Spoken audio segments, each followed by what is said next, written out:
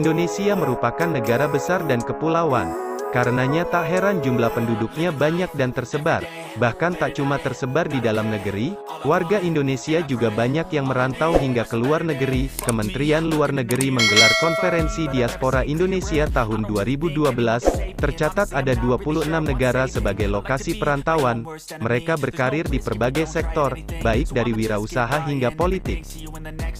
Siapa sangka para keturunan Indonesia ini mampu membawa nama baik, dengan menjadi pejabat negara tempat mereka tinggal saat ini, sebuah prestasi mengagumkan yang patut diketahui, dari menteri hingga presiden.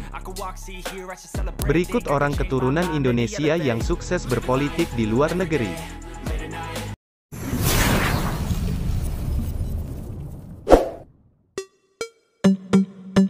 Richard Rakotonirina. Sosok gagah Richard Rakotonirina pernah menjalani pendidikan Sesko AD di Bandung pada tahun 2000, disusul kemudian pada 2011 mengikuti kursus Lemhanas. Ia menyadari bahwa sang ayah berasal dari Indonesia. Pria berpangkat Brigadir Jenderal ini terlihat mencintai budaya tanah air dan belajar bahasa Indonesia.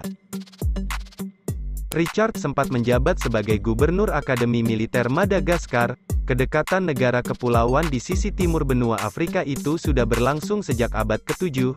Dia menyebut sekitar 70% dari 22 juta warga Madagaskar kemungkinan besar berasal dari Nusantara.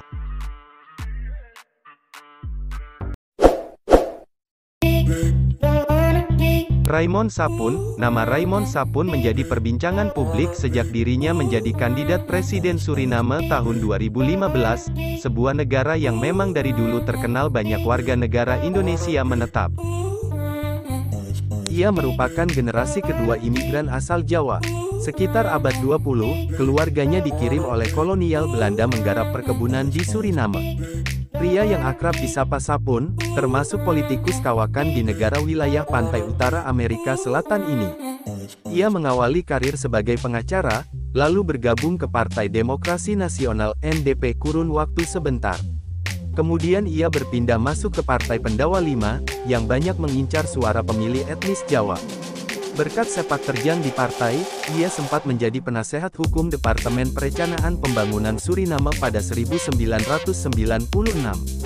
Disusul 3 tahun berikutnya menjadi Wakil Menteri Pendidikan.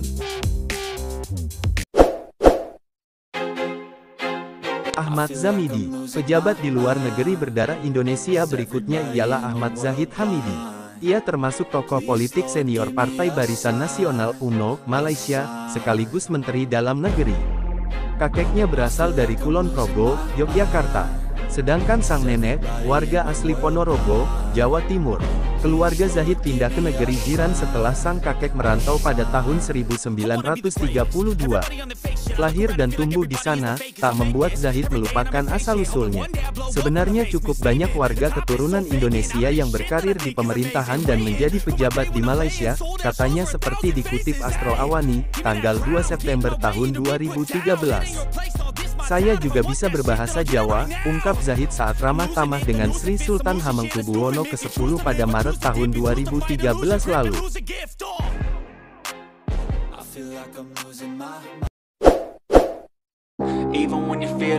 Suwarto Mustaja, masih berasal dari negara Suriname. Dialah Suwarto Mustaja, pria berdarah Kebumen, Jawa Tengah, yang berasal dari keluarga buruh. Sejak menyelesaikan pendidikan SMA, ia lanjut kuliah di Belanda mengambil antropologi budaya di Universitas Amsterdam. Mulai berkecimpung di dunia politik, dari ketidaksengajaan. Suwarto mengawali karir sebagai wartawan, sekaligus bekerja di Kementerian Sosial dan Perumahan Rakyat. Hingga kiprahnya yang mengagumkan membuat Suwarto diangkat menjadi Menteri Sosial. Selain sibuk di politik, ia juga memiliki bisnis stasiun televisi swasta. Namanya sempat bertengger sebagai Menteri Dalam Negeri pula, tahun 2010.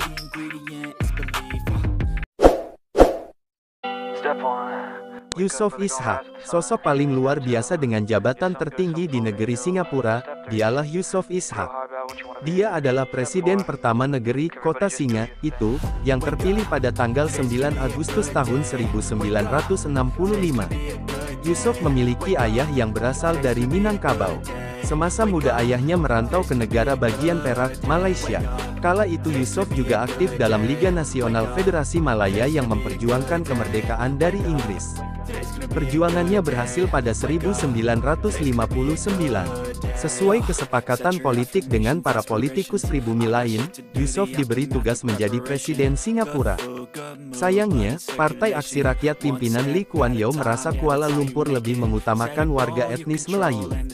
Akhirnya mayoritas keturunan China di Singapura memutuskan keluar dari Federasi Malaya tahun 1965. Wajah Yusof diabadikan dalam pecahan $1000 Singapura. Today's gonna be a good day. Wake up, today's gonna be a good